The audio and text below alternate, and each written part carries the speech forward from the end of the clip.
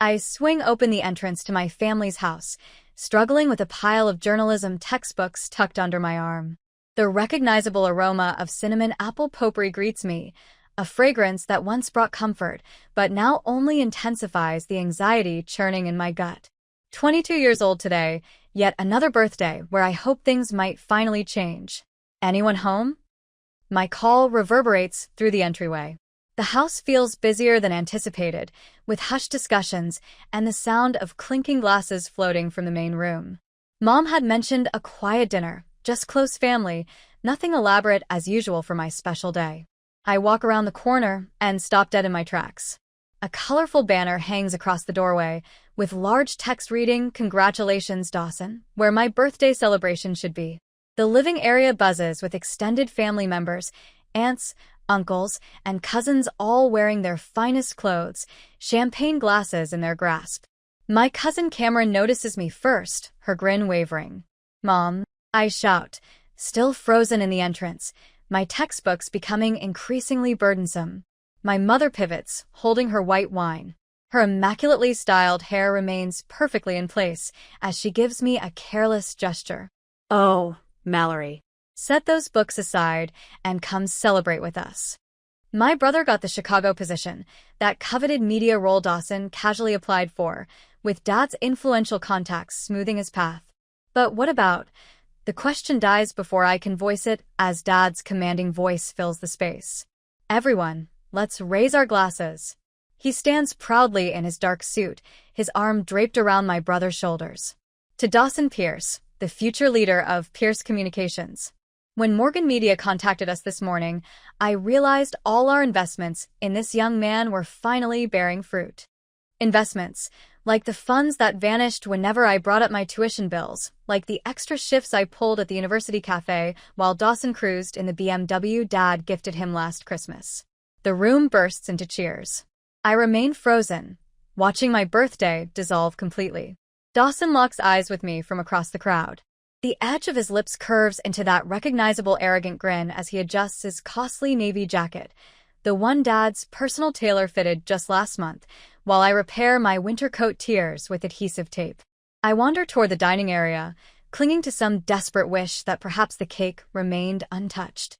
The table overflows with expensive catered dishes, large shrimp, premium beef, roasted vegetables arranged in elegant patterns. Nothing resembling the pizza we ordered for my high school graduation, while Dawson enjoyed a catered Hawaiian-themed party with a professional photographer.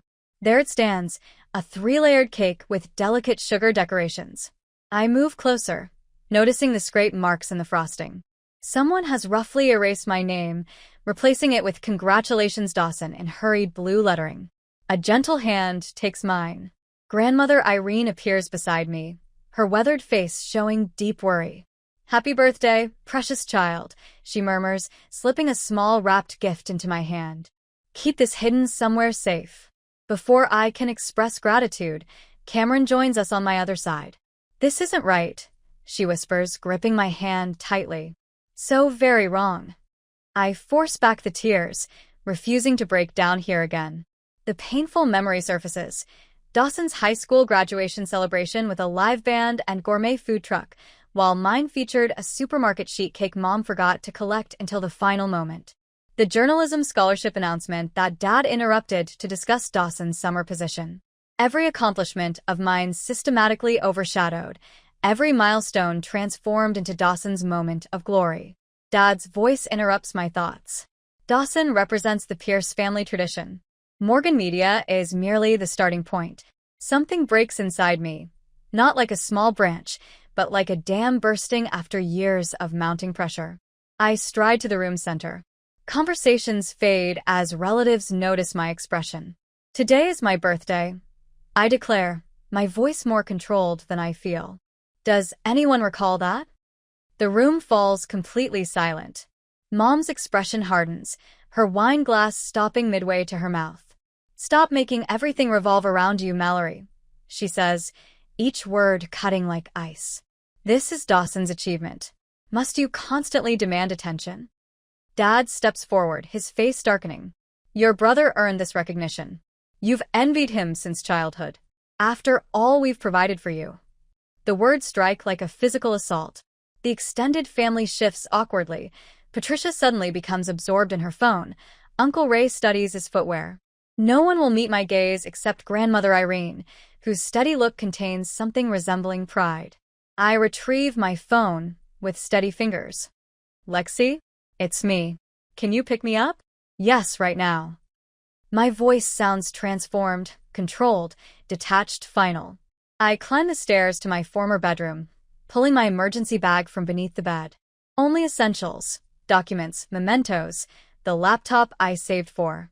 The bedroom door bursts open as I'm closing the bag. You're destroying this family over a trivial birthday. Mom stands in the doorway, Dad towering behind her. After everything we've sacrificed. Headlights from Lexi's car flash through my window. Perfect timing. I push past them into the hallway, my steps deliberate and confident. Lexi waits at the front entrance, arms folded, a fierce protector in torn jeans and a vintage shirt. I'm finished being invisible in my own house, I announce, not glancing back as relatives watch from the living room. Enjoy your celebration. The cool night air touches my face as I exit, whispers rising behind me like a wave. For the first time in 22 years, I don't care what they're saying about me. I am done. Morning sunlight streams through sheer curtains in Lexi's apartment, illuminating my workspace, a folding table squeezed between the heater and window. 3 journalism textbooks create an unstable tower beside my laptop. This cramped corner isn't luxurious, but it's mine. No one here judges my decisions or compares them to Dawson's alleged genius. I unfold my first paycheck from Foxglove Books, $6.14 for 2 weeks of organizing novels and suggesting forgotten memoirs to customers who actually appreciate my recommendations. The sum barely touches my student debt, but it's earned money, free from family strings. Are you actually going to deposit that or just admire it all day? Lexi leans in the doorway, coffee cup in hand, her dark curls messily piled up. Just savoring the independence, I reply, sliding the check into my wallet. No one questioning my spending or suggesting Dawson could have made more in half the time. Lexi crosses the room, placing her mug on my table. Speaking of which, your mom contacted my phone again last night. What excuse this time? The usual. We're concerned about her speech. I told her you're 22 and managing fine. Lexi sits cross-legged on the floor beside me. You know, establishing limits doesn't make you the villain. I'm about to reply when my phone rings.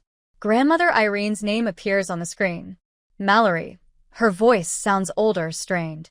Meet me at Riverstone Park, the bench near the duck pond. Come by yourself.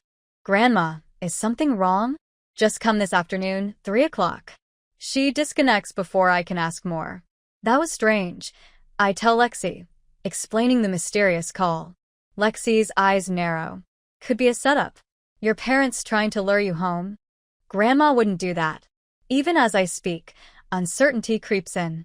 Would she? Only one way to find out. Lexi grabs her keys from the counter. I'll drive and stay in the car as backup. 3 hours later, autumn leaves crackle under my boots as I approach the worn green bench. Grandmother Irene sits perfectly upright, her silver hair tucked under a light blue scarf.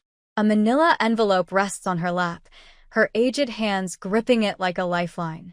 You came. Relief softens her features. Of course I did. I sit beside her, noticing how the afternoon light emphasizes the new wrinkles around her eyes. What's happening? She glances around the park before handing me the envelope. Your grandfather anticipated this possibility. He made me promise to wait until you left that house before giving you these. The envelope feels surprisingly heavy. I slip my finger under the seal and extract a stack of documents. The first page displays my grandfather's law firm's header, a trust document with my name in bold letters. $174,000. My voice breaks. Grandpa left me a trust fund. Grandmother Irene's eyes turn cold. Keep reading. Bank statements covering 6 years reveal a story that sickens me. Systematic withdrawals, transfer receipts to accounts labeled Dawson Education, Dawson Vehicle, Dawson Housing. My parents' signatures approving each transaction. They drained it. My grip tightens on the papers. They stole my money and gave it to Dawson. The details, Grandmother taps a paragraph on the trust document. Harold made me secondary trustee, but your parents had access until you turned 21. They emptied most of it before then. The park bench suddenly feels unstable. Does Dawson know? I don't believe so. Grandma and Melinda told him everything came from scholarships and business profits. A jogger passes, his golden retriever bounding ahead. Normal people living normal lives while mine collapses into another layer of betrayal. There's more. Grandmother Irene's voice drops. Cameron discovered something. She wants to show you herself. My phone vibrates with a text from Lexi. Everything okay? Before I can respond, Cameron's slate gray sedan enters the parking lot. She hurries toward us, a leather portfolio under her arm, her financial analyst precision evident in her crisp white blouse and perfectly straight bob. I came directly from work. She sits on my other side, her perfume mixing with the scent of fallen leaves. You told her about the trust? She asks Grandmother Irene. Just now. Cameron opens her portfolio. After you left the party, I investigated. Dad mentioned something suspicious about Uncle Graham's finances years ago. She hands me a document with insurance company letterhead. My eyes catch phrases that don't connect. Mallory Elizabeth Pierce, juvenile whole life policy. Death benefit $2,500,000. Term expiration 22nd birthday. They purchased a life insurance policy on me when I was 13. My voice sounds hollow, distant, with themselves as sole beneficiaries. $2.5 million if you died before turning 22, Cameron confirms. The document trembles in my hands. They were celebrating the day they no longer needed me alive. Grandmother Irene's arm encircles my shoulders. Your grandfather kept copies of everything. He knew something was wrong. I found evidence of forged signatures on some trust withdrawals, Cameron adds, her financial expertise evident as she quickly flips to marked sections. We have enough for legal action. Later that evening, Lexi's small kitchen table vanishes beneath scattered documents. Grandmother Irene sits with her reading glasses perched on her nose, examining papers. Cameron creates detailed notes on her laptop. Lexi refills our coffee cups. We're your real family now, Lexi says, squeezing my shoulder. And we're going to fix this. My phone buzzes with a text. Dawson's name appears. We need to talk. I didn't know. I show it to the others. It could be a trap, Cameron warns. Or he could be another victim, Grandmother Irene counters. I type back. Coffee shop on Elm Street tomorrow at noon. The next day I arrive early, documents hidden in my backpack. Dawson enters, looking nothing like the smug winner from the party. His expensive suit replaced by jeans and a wrinkled sweatshirt, dark circles under his eyes.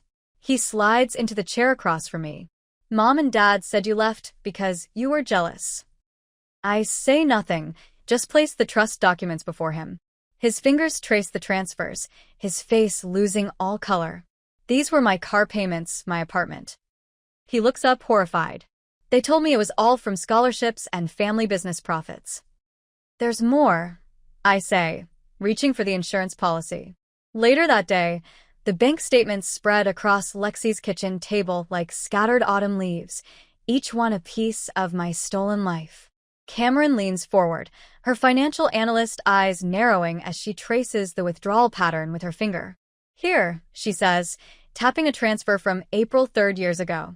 $15,000 moved the exact day Dawson put a deposit on his downtown apartment. She slides another statement forward.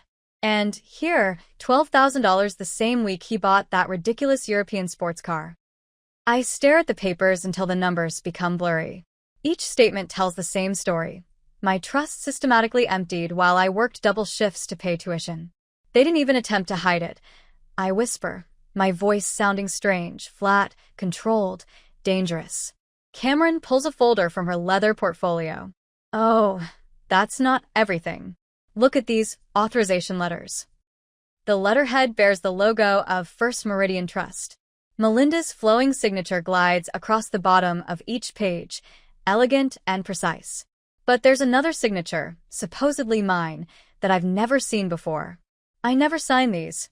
My hand shakes as I lift the paper closer. I never even knew these accounts existed. Classic forgery, Cameron confirms. The pressure points are all wrong, and the slant is identical to Aunt Melinda's handwriting. I push back from the table, pacing Lexi's small apartment. Through the window, Cleveland stretches out, gray and ordinary, people going about their lives, unaware that families can dissolve on paper. Each significant cost that Dawson incurred, I declare, facing the table once more. Every single expenditure corresponds with funds withdrawn from my account. Grandmother Irene enters carrying a substantial cardboard container. Her silver locks reflect the daylight as she places it on the living room table. These belong to your grandfather's confidential files. He preserved everything within. Systematically organized folders held generations of family financial history, tax documents, insurance papers, and business files from Pierce Real Estate. Father's business is in trouble, I whisper. Browsing through the latest financial reports, it has been struggling for years. Irene acknowledges with a nod. Graham risked everything on expansion just before the economic collapse. Never bounced back. Cameron extracts a paper bearing the Pierce Real Estate header. Examine this inheritance document. Dawson is designated as the successor despite lacking any credentials or background. He remains enrolled in university. I object. It's irrelevant. Your father has been channeling company funds to groom him. Cameron spreads additional papers. And you're not the only victim. Uncle Ray was refused a commercial loan while the funds supported Dawson's lifestyle. Cousin Holly's education savings disappeared as well. A rap on the entrance interrupts our discussion. Lexi peers through the peephole, then glances at me with questioning brows. Dawson has arrived. My sibling stands in the corridor. His typical assured stance has crumbled into uncertainty. The dark suit is absent, substituted with denim and a simple gray sweatshirt that makes him appear younger, more fragile. May I enter? His tone lacks its characteristic polished quality. I move aside without speaking. Dawson walks in, his gaze expanding at the documentation covering every surface. I was unaware, he states instantly. I promise, Mallory. They informed me everything came from merit awards and company earnings. Take a seat, I direct, indicating the sofa. He sits on the border, observing the papers with increasing dismay. When Cameron clarifies our discoveries, following our coffee shop encounter, his complexion turns pale. This cannot be accurate, he breathes, lifting a financial statement. Father always claimed I merited these privileges, that my scholastic achievements. You've never received an educational grant in your existence, I interrupt. Your fees, your residence, your vehicle, all financed with my funds. Dawson covers his face with his palms. When he raises his head, something has shifted in his demeanor.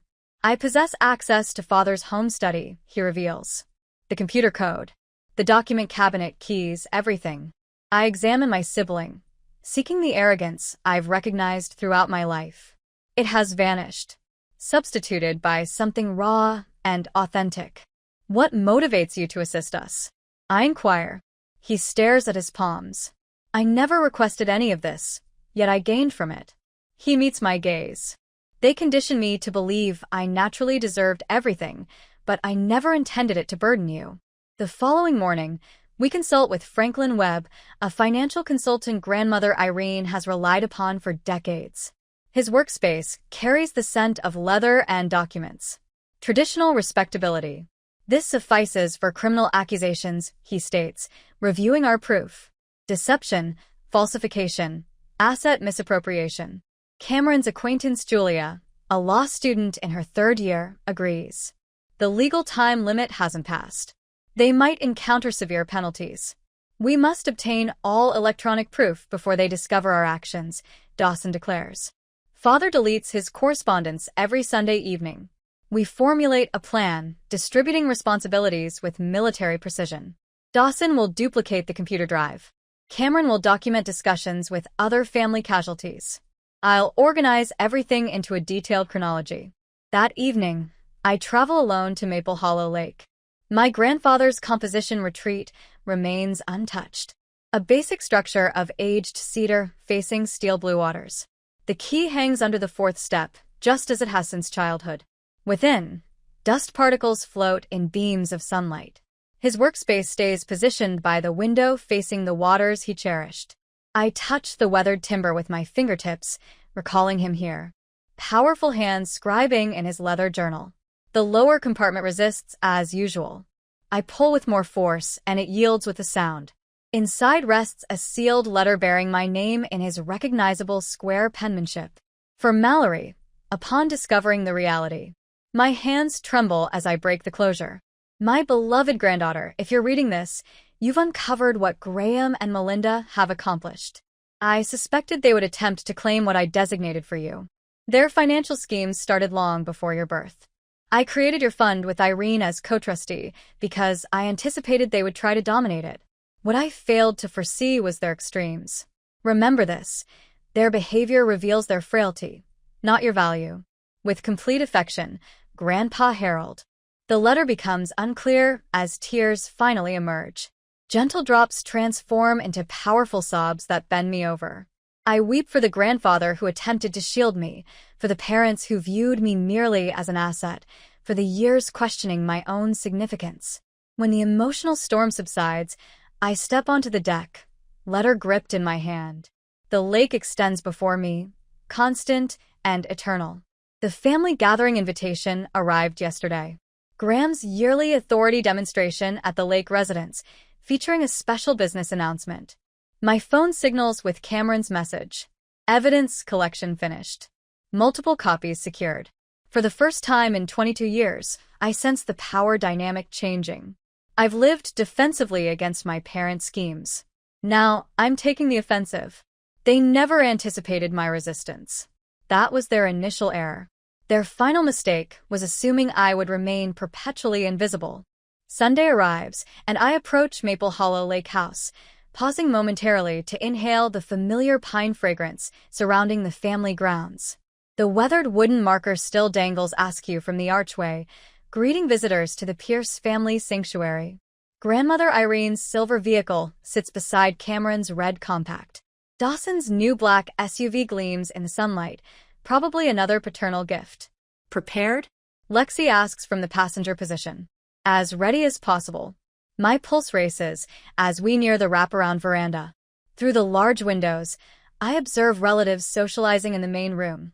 Uncle Ray adjusting his hearing device, Aunt Patricia refilling her wine, cousins gathered around the stone hearth. My parents stand near the refreshment area, heads together in discussion, unaware of my presence. Dawson emerges in the entrance before I can knock.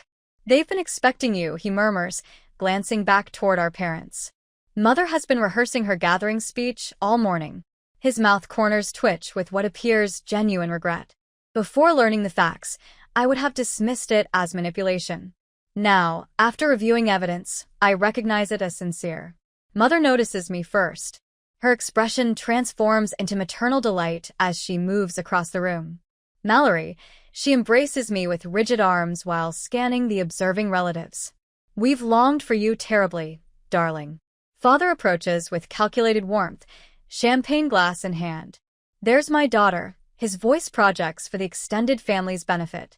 Perfect timing for our special news. I feel Grandmother Irene's attention from across the space. She provides an almost invisible nod. Cameron touches her computer bag, our signal that everything is ready. Everyone assemble, Father commands, moving to the room's center. The hardwood flooring creaks under the weight of family members arranging themselves on furniture. This gathering represents more than Pierce family unity. It concerns setting aside disputes and concentrating on our heritage. Mother stands beside him, her hand gripping my shoulder possessively. Family harmony matters most, she adds sweetly. Her pearl jewelry catches the chandelier light as she faces the room, which explains why we're blessed to have Mallory with us today. The calculated performance nauseates me. These are the individuals who removed my name from my birthday cake without hesitation. As you're aware, Father continues, straightening his coral necktie, Pierce Properties has served the Riverstone community for 3 decades. Today, we proudly announce Dawson's promotion to Vice President of Operations, effective immediately. Applause flows through the room. I participate, clapping mechanically while catching Dawson's attention. His expression remains carefully controlled, exactly as planned. Mother raises her champagne glass. To Dawson and Pierce family prosperity. I accept a glass, but don't consume it.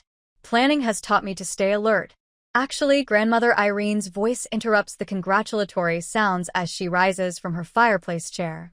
Before toasting, there's something Harold would have wanted shared today. Mother's smile hardens. Mother, this isn't appropriate timing.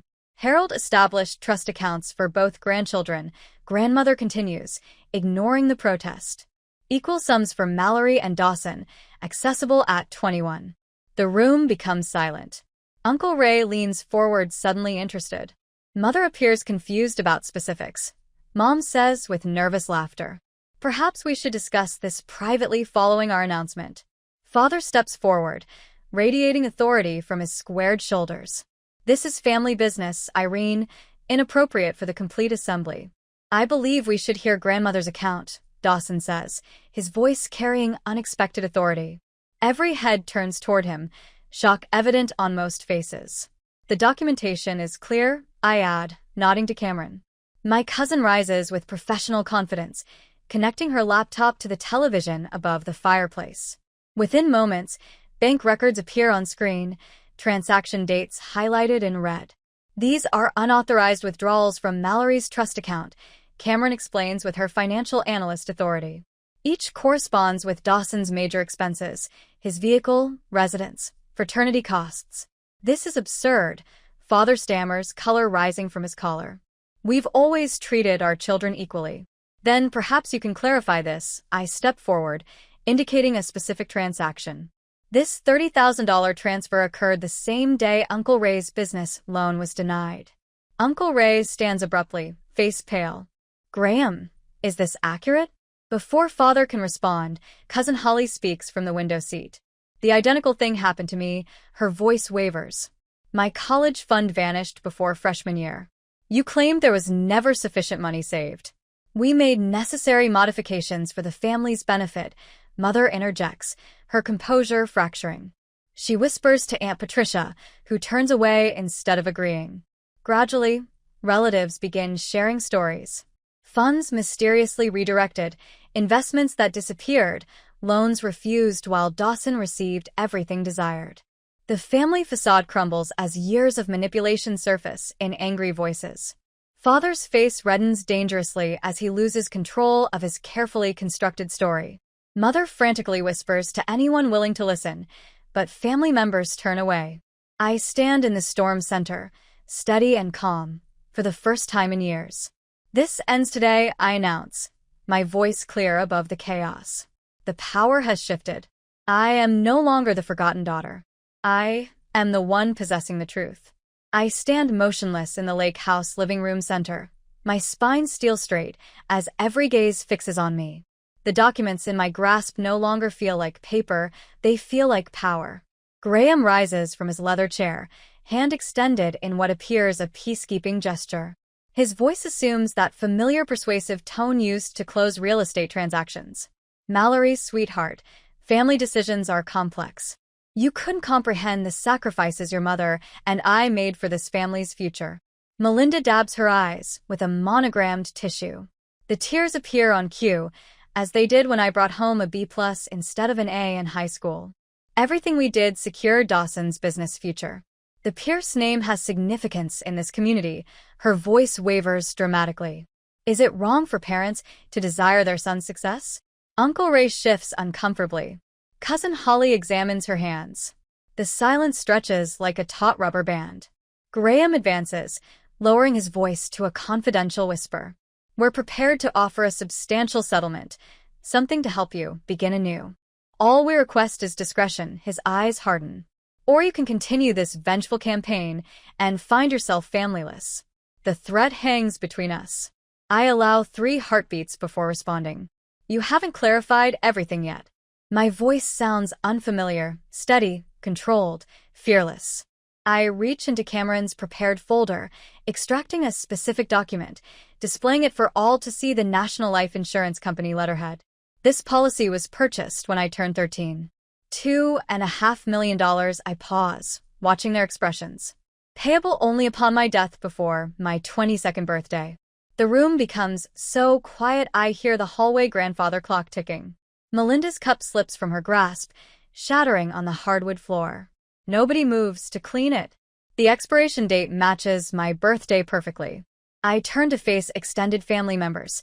The same day you gathered to celebrate Dawson while my name was scraped from my own cake. Grandmother Irene leans forward, eyes blazing with righteous fury. Dawson stands by the fireplace, face drained of color. She's fabricating this, Graham says, but his voice lacks conviction. I retrieve my phone, tap the screen once, and hold it up. Melinda's voice fills the room. Once we're past her birthday, we're free. Graham responds in the recording. Then the money becomes fully Dawson's, as it should be. What about the trust? Melinda asks. Already handled, Graham answers. Once the policy expires, we transfer the remaining assets. Harold should have left everything to Dawson anyway. I stop the recording. Melinda collapses onto the couch, her legs failing her. Her own voice has condemned her more thoroughly than any accusation I could make. A firm knock interrupts the silence. Cameron answers, and two uniformed officers enter, followed by a woman in a dark suit introducing herself as Detective Winters from the Financial Crimes Unit. Graham and Melinda pierce. She surveys the room with practiced efficiency. Graham straightens his jacket, summoning the authority that once intimidated real estate competitors and family members. There's been a misunderstanding. This is a private family matter. Detective Winters removes a folded document from her jacket. We have an arrest warrant on charges of trust fund misappropriation, identity theft, insurance fraud, and financial elder abuse related to Harold Prescott's estate. Cameron steps forward. We submitted the evidence last week. All of it. The officers approach my parents with practiced efficiency. The metallic click of handcuffs echoes in the stunned silence. Uncle Ray stands suddenly. They did the same to me. Convinced me to invest in a non-existent property development. My retirement savings vanished. They took my college fund. Cousin Holly's voice shakes. They said it was being transferred to a better investment account. I had to leave school after sophomore year. One by one, family members step forward with their stories. The dam has burst. Years of manipulation exposed to harsh truth. My parents shrink with each revelation as officers guide them toward the door. I move to block their path. For the first time in my life, Mother cannot meet my eyes.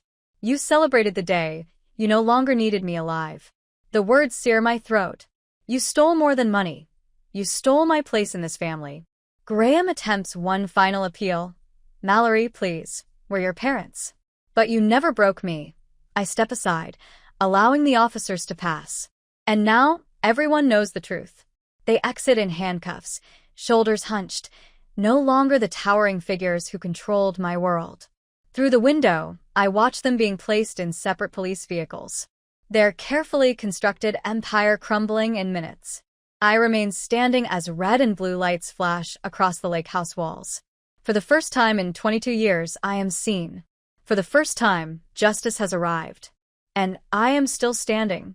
The scent of fresh pine and sawdust fills my grandfather's cabin as I run my hand along the newly installed bookshelf. 1 month since the arrest, and this place has transformed from a forgotten family relic to something alive again. Something mine. That looks perfect, Grandmother Irene says, settling into the rocking chair by the stone fireplace. Her silver hair catches the afternoon light streaming through windows we uncovered last week. Harold would approve. Outside, hammering stops as the contractor finishes the porch railing.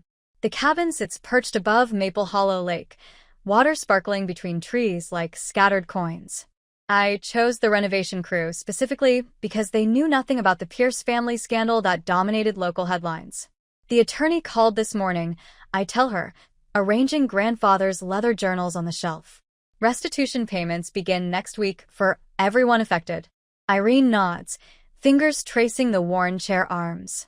Some wounds money can't heal, but it's a start. The cabin door opens and Cameron enters, carrying a cardboard box. Found these in storage, she says, setting it down. More of Harold's papers. We've spent weeks sorting through decades of family documents, the honest legacy beneath the Pierce family facade. My grandfather, the newspaper editor who valued truth above appearances, left behind more than the trust fund my parents plundered. He left wisdom. The sound of tires on gravel draws my attention to the window. A black sedan arrives and my stomach tightens. Dawson emerges, looking smaller somehow, in jeans and a plain button-down rather than the expensive suits father always insisted he wear. He's punctual, Cameron notes, squeezing my shoulder before slipping outside to give us privacy. Dawson stands awkwardly on the porch boards, hands in pockets. 2 months ago, we were strangers sharing DNA and a surname. Now we're something else, survivors of the same shipwreck. The place looks amazing, he says when I open the door. His eyes hold none of the superiority I grew accustomed to. Thank you for inviting me. I usher him inside, where grandmother Irene waits. The attorney insisted all affected family members be present for this update. Graham and Melinda have accepted the plea agreement. He begins without preamble once we're seated. 8 years for financial fraud, elder abuse, and identity theft. No possibility of early release. The words land like stones in still water. Our parents' criminal record, prison uniforms, visits through plexiglass. I've declined succession to Pierce Properties, Dawson announces into the silence. He looks directly at me for the first time since the lake house confrontation. The board wants to rename it Fresh Start. Irene reaches across the coffee table to take his hand. Breaking patterns requires courage. I've enrolled in education courses at State, he continues. Teaching feels cleaner somehow. The afternoon stretches into evening as we talk, really talk, about the patterns we're both determined to break. The competition cultivated between us, the distorted values we absorbed, the authentic relationship we might have had. When Lexi arrives with Chinese takeout, we spread the containers across the new kitchen island. The conversation shifts to my plans for the cabin, a retreat for students facing family estrangement. The first scholarship recipient will stay here next semester while finishing their degree. To new beginnings, Irene raises her water glass as sunlight fades over the lake. Looking around at these faces, Lexi, my chosen sister, Cameron, blood-turned ally, Irene, my moral compass, and Dawson, the stranger becoming brother, I feel something unfamiliar bloom in my chest. Not the closure I expected, but something better. A beginning.